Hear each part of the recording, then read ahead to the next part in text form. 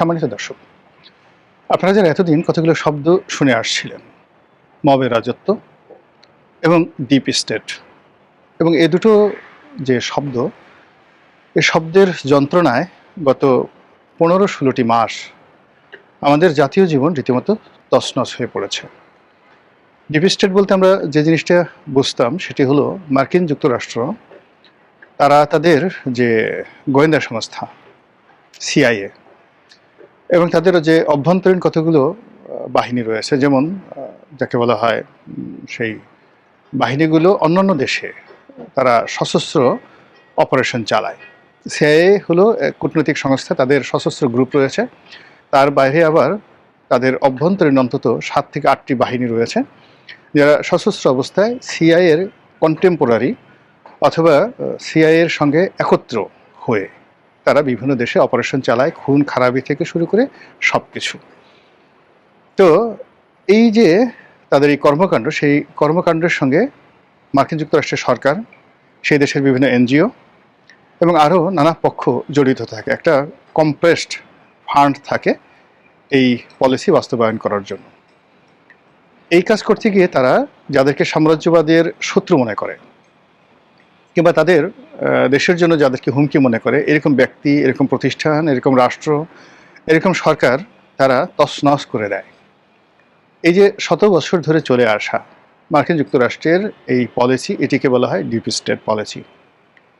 এই deep state পলিসির কারণে সাম্প্রতিক সময়ে শ্রীলঙ্কাতে যে রাজনীতির পট পরিবর্তন হলো, তারপর ইমরান খানের সরকারের যে পতন হলো, এবং ইমরান খান সরকার সেটি যখন খোলামেলা বলেছেন, তখন থেকেই আমরা যারা বাংলাদেশে ছিলাম, আমরা আশঙ্কা করছিলাম যে বাংলাদেশে এই চক্রটি খুব দ্রুত তারা সফলতা লাভ করবে। এখন শেখ হাসিনার পতন হয়েছে, পতনের পর ডিপ স্টেট বলতে যা বোঝায় তাদের যে সফলতা, এটি মোটামুটি ওপেন সিক্রেট। এখন সেই ডিপ স্টেটের যে সকল লোকজন, একেবারে চিহ্নিত যারা লোকজন রয়েছে, তাদের যে দাপট ঠিক এই বাংলায় গত 15 মাস ধরে, এটি আমাদের কারোর জন্য বিরক্তিকর, কারোর জন্য জীবন হানিকর, এবং কারোর জন্য দুনিয়ার যে সুখ শান্তি, এটিকে রীতিমতো জাহান্নামে পরিণত করেছে। এই গেল ডিপ স্টেটের পলিসির মূল থিওরি। তো প্রথম দিকে আওয়ামী লীগ সেই যে ডিপ স্টেট পলিসি, এটাকে সমালোচনা করেছে এবং বাংলাদেশে তাদের যে ক্ষমতা চলে যাওয়া, এই কাজের জন্য তারা আমেরিকাকে দায়ী করত। কিন্তু পরবর্তীতে যেটা মনে হলো যে আমেরিকার সঙ্গে তাদের একটা অভ্যন্তরীণ যোগাযোগ হয়ে গেছে, আন্ডার হ্যান্ড একটা ডিল হয়ে গেছে। ফলে তারা যেটি কৌশলে বলার চেষ্টা করছেন সেটি হলো যে ডিপ স্টেট পলিসি সম্পর্কে বা আওয়ামী লীগের ক্ষমতাচ্যুতির ব্যাপারে আমেরিকার ব্যাপারে নিয়ে যে সকল কথাবার্তা ইতিপূর্বে বলা হয়েছে, তার থেকে অনেকটা সরে গিয়ে তারা বলার চেষ্টা করছে যে তাদের কাছে কোনো সুনির্দিষ্ট তথ্য নেই, প্রমাণ নেই, যার ভিত্তিতে তারা বলতে পারে যে আমেরিকাই আওয়ামী লীগকে ক্ষমতা থেকে সরিয়েছে। এর অর্থ যে আমেরিকার সঙ্গে আওয়ামী লীগ একটা সমঝোতা করতে চাচ্ছে। দ্বিতীয়ত, বর্তমান আমেরিকান সরকার, মিস্টার ডোনাল্ড ট্রাম্পের সরকার, তারা ক্ষমতায় এসে 2 থেকে 3টি বিষয় তারা প্রায়োরিটি বেসিসে, অগ্রাধিকারের ভিত্তিতে বাস্তবায়ন করতে চাচ্ছেন। প্রথমত, তাদের নিজেদের অর্থ অন্য দেশের সরকার পরিবর্তন কিংবা অন্য দেশে যুদ্ধ করার জন্য তারা কোনো অবস্থাতে সেটা ব্যয় করবে না। এই ব্যাপারে তাদের যত ফান্ডিং আছে সেই ফান্ডিংগুলো তারা বন্ধ করে দিয়েছে। তারা বিভিন্ন এনজিও, তাদের যে রাষ্ট্রীয় সংস্থা USAID, তারপর আরও অনেকগুলো আন্তর্জাতিক সংস্থাকে ব্যবহার করতো এই ডিপ স্টেটের হাতিয়ার রূপে, সেই জায়গাতে তারা বন্ধ করে দেয়। এবং বাংলাদেশের ব্যাপারে একেবারে নির্দিষ্ট কত টাকা খরচ করা হয়েছে গত কয়েক বছরে, সেই তথ্যটি জনাব ডোনাল্ড ট্রাম্প স্বয়ং তিনি সেটি বর্ণনা করেন।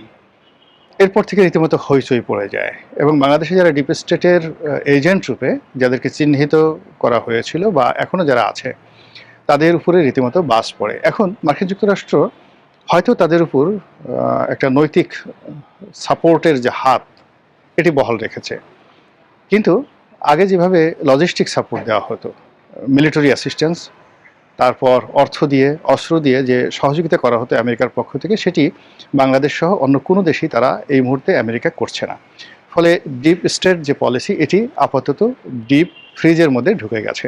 আর অন্যদিকে এই ডিপ ফ্রিজ থেকে কোনো মতে বের হওয়ার জন্য যারা ডিপ স্টেটের এজেন্ট এদেশে ছিলেন, তারা ভাগতে চাচ্ছেন, সেফ এক্সিট চাচ্ছেন, পালাতে চাচ্ছেন, অথবা রিকনসিলিয়েশন, যারা আগামীতে ক্ষমতা আসবেন তাদের সঙ্গে একটি সমঝোতা করার চেষ্টা করছেন।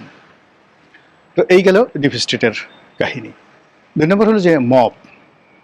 আমাদের দেশে এই গত 15 মাস ধরে যে মবের রাজত্ব চলছে, এটির সঙ্গে অতীতের যে পর্তুগিজ জলদস্যু কিংবা মগদের যন্ত্রণা, অথবা যে বর্গী, নবাব আলীবর্দী খানের জমানাতে বর্গীদের যে আক্রমণ হতো, মারাঠা ডাকাতরা সেই যে বাংলাদেশে প্রায় মোর দ্যান 20 ইয়ার্স, 20 বছর ধরে যে অরাজকতা তৈরি করেছিল, তো সেই অরাজকতার সঙ্গে তুলনা করা হতো গত সেই 15 মাসের মবকে। জনাব তারেক রহমান সাহেবের বাংলাদেশে আগমন উপলক্ষে মূলত এই মবের যে রাজত্ব, সেই রাজত্বের উপরে একটা ঝাঁকি পড়েছে। এবং 25 তারিখে যিনি দেশে ফিরলেন, অর্থাৎ তারেক রহমান সাহেব যে ফিরলেন, সেই ঘটনার পর থেকে কেন যেন মবের যে সংস্কৃতি, এটি অনেকটা স্তিমিত হয়ে গেছে। অনেকে নড়ে চড়ে বসার চেষ্টা করছেন, মবের যে সকল লোকজন ছিলেন তারা নানাভাবে থ্রেট দেওয়ার চেষ্টা করছেন, এবং অনেকটা ডিপ স্টেটের আদলে মবের যারা মদতদাতা, গুপ্ত সংগঠন, বিভিন্ন গুপ্ত সংগঠন, তারা নানাভাবে পেছন দিক থেকে যারা মবকারী তাদেরকে যেভাবে তারা মদত দিতেন, এটি মূলত মুখ থুবড়ে পড়েছে ডেইলি স্টার এবং প্রথম আলোর যে হামলা, এবং এই দুটো অফিসে যে তাণ্ডব চালানো হয়েছে, এবং সেই ঘটনা যেভাবে আন্তর্জাতিক গণমাধ্যমে প্রকাশিত হওয়ার পরে সারা পৃথিবী নড়ে চড়ে বসেছে। বিশ্বের যত গণতান্ত্রিক সংস্থা, আন্তর্জাতিক সংস্থা, জাতিসংঘ থেকে শুরু করে প্রভাবশালী রাষ্ট্রসমূহ প্রথম আলো এবং ডেইলি স্টারের এই ঘটনাটিকে নিয়ে বর্তমান সরকারের উপর এমনভাবে চাপ তৈরি করেছে যে সরকার এই প্রথমবারের মতো যারা প্রথম আলো এবং ডেইলি স্টারে মব তৈরি করেছিল তাদেরকে গ্রেপ্তার করতে বাধ্য হয়েছেন, এবং এই যে ধারা এটি অব্যাহত থাকবে। এখন এই ঘটনার পরে ভিন্ন আঙ্গিকে, ভিন্ন যাকে বলা হয় হেডলাইন দিয়ে কিংবা ভিন্ন উপলক্ষ তৈরি করে কেউ কেউ নতুন মব করার পায়তারা করছে। কিন্তু সমস্যা হলো কি জানেন, যে একবার যদি কোনো মন্দ কাজ ধামাচাপা পড়ে যায়, বাধাগ্রস্ত হয়, মন্দ কাজ দ্বিতীয়বার আর শুরু করা যায় না। ভালো কাজের একটা সুবিধা হলো, আপনি একটি ভালো কাজ করে যাচ্ছেন সততা, ন্যায়পরায়ণতা, নিষ্ঠার সঙ্গে, পরিবেশ এবং পরিস্থিতির কারণে হয়তো আপনি মন্দ কাজটি করতে পারছেন না, কিন্তু ভালো কাজ আপনি বন্ধ রাখতে বাধ্য হচ্ছেন। তো সেক্ষেত্রে পরিবেশ পরিস্থিতি অনুকূলে এলে আপনি আবার সেই ভালো কাজটি শুরু করতে পারেন। আর এই যে আপনার যে অদম্য মানবিক মূল্যবোধ, এটি জাস্ট রিভার্স হয়ে যায় মন্দ কাজের ক্ষেত্রে। এর কারণ হলো, যেই মুহূর্তে একটি মন্দ কাজ করে মানুষ ভয় পেয়ে যায়, আর যারা মন্দ কাজ করে তাদের মধ্যে এক ধরনের উল্লাস তৈরি হয়। কোনো কারণে যদি এটি বাধাগ্রস্ত হয় তাহলে এটা চিরতরে এটার কবর হয়ে যায়। পৃথিবীর কোনো মন্দ কাজ দ্বিতীয়বার পৃথিবীতে হয়নি। হালাকু খান পৃথিবীতে একজন হয়েছে, চেঙ্গিস খান একজন হয়েছে, হিটলার একজন হয়েছে, আবু জেহেল একজনই হয়েছে, একবার, ওয়ান টাইম। দ্বিতীয়বার কোনো আবু জেহেল পৃথিবীতে আসবে না, দ্বিতীয় কোনো চেঙ্গিস খান পৃথিবীতে আসবে না। তো আবার ওই যে দেখেন, অতীতে আমরা যে মগের রাজত্ব বলি, মগের মুল্লুক বলি, তো সেই মগরা আর কোনোদিন পারেনি মারাঠাদের সেই সময়টাতে যে যাকে বলে বিশৃঙ্খলা, সেটাও দ্বিতীয়বার ফিরে আসেনি। কাজে এই যে মব একবার বাধাগ্রস্ত হয়ে পড়লো, এটি দ্বিতীয়বার আর আসবে না, এটা আপনি নিশ্চিত থাকেন, এটাই প্রকৃতির নিয়ম। থার্ড হলো, এই যে বাংলাদেশের অরাজকতা, ডিপ স্টেট এবং মবের রাজত্ব, এটাকে পুঁজি করে বিদেশে অবস্থানরত কিছু কন্টেন্ট ক্রিয়েটর, যাদেরকে সাংবাদিক আনিস আলমগীর টোকাই ইউটিউবার হিসেবে অভিহিত করেছেন, এদের আরও অনেক যাকে বলা হয় দুর্নাম বদনাম রয়েছে। তাদের বাপদাদার যে নামটি সেটি হারিয়ে গেছে। এখন তাদের কাউকে বলা হয় পাকিস্তানের বীজে তৈরি, পাকিস্তানের বীর্যে উৎপন্ন, বিহারি পুত, ইত্যাদি ইত্যাদি নানা রকম কথাবার্তা তাদের সঙ্গে যুক্ত হয়ে গেছে। তো এই মবের দুরবস্থার কারণে এই টোকাই যারা ইউটিউবার রয়েছে তাদের যে প্রভাব প্রতিপত্তি, এটি মারাত্মকভাবে কমে গেছে, এবং এটিও দ্বিতীয়বার কিন্তু আর প্রতিষ্ঠিত হবে না। এটা ওই মবের মতোই, মানে মন্দ কাজ একবার যদি পিছনে চলে যায়, ওটা আর সামনে আনা যায় না। ভিন্ন আঙ্গিকে মবের রাজাদের অকাল শুরু করবে অন্য ব্যক্তি। কিন্তু কোনো কারণে যদি একজন ডাকাত সে ধরা পড়ে, কিংবা ধরুন একজন আন্ডারওয়ার্ল্ডের ডন সে কোনো কারণে বাধাগ্রস্ত হয়, দ্বিতীয়বার সে আর ফিরে আসতে পারে না। আমাদের পাক ভারত উপমহাদেশের সেই যে কুখ্যাত হাজি মাস্তান, কিংবা ধরুন ছোট শাকিল, রাজন, ছোট রাজন, দাউদ ইব্রাহিম, এই মানুষগুলো একবারই তৈরি হয়, দ্বিতীয়বার তৈরি হয়নি।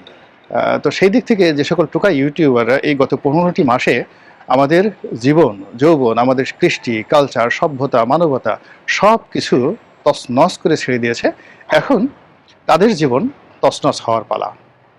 এবং শোনা যাচ্ছে অনেকে গা ঢাকা দিয়েছেন, শোনা যাচ্ছে অনেকে জাস্ট হতাশাগ্রস্ত হয়ে রীতিমতো ঘর থেকে বেরোচ্ছেন না, অনেকে গ্রেপ্তার আতঙ্কে ভুগছেন, অনেকে গ্রেপ্তার করে বাংলাদেশে ফেরত পাঠানো হবে। এই ব্যাপারে বাংলাদেশের সরকারের পক্ষ থেকে সংশ্লিষ্ট রাষ্ট্রে, যে রাষ্ট্রের টোকা ইউটিউবার আছে, তাদের নিকট ডিমান্ড নোট প্রেরণ করা হয়েছে।